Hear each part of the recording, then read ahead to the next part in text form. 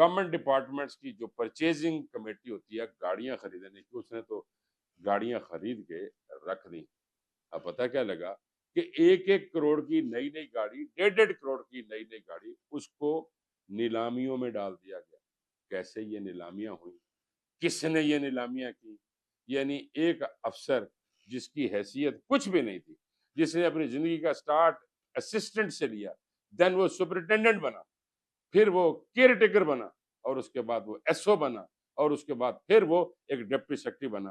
اس نے کس حد تک عوام کی مٹی پلید کی؟ یہ عوام کا پیسہ تھا جو اس نے اپنے بچوں کے لیے استعمال کیا، اور اس کو رکھا. 12 پلاٹس لاہور شہر کے اندر بنا رکھے ہیں، کوٹھیاں بنا رکھی ہیں. بیک گراؤنڈ دیکھا جائے تو کچھ بھی نہیں ہے. ایک آدھ کو گھر تھا جس کو بیچنے کے بعد 2-3 بھائی بہنوں نے آپس میں تقسیم کیا تو کتنے پیسے آتے ہیں؟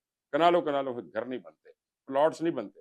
ناظرین، میں یہ آپ پہ واضح کر رہا ہوں. میں اس شو کو انشاءاللہ تعالی پرسوں آپ کے سامنے پیش کروں گا، اور آپ کو میں فیکٹس بتاؤں گا کہ یہ ہوا کیا.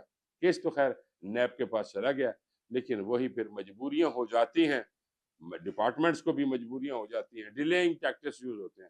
میں آپ تک یہ بات ضرور پہنچاؤں گا، اور ارباب اقتدار کو بھی یہ بتاؤں گا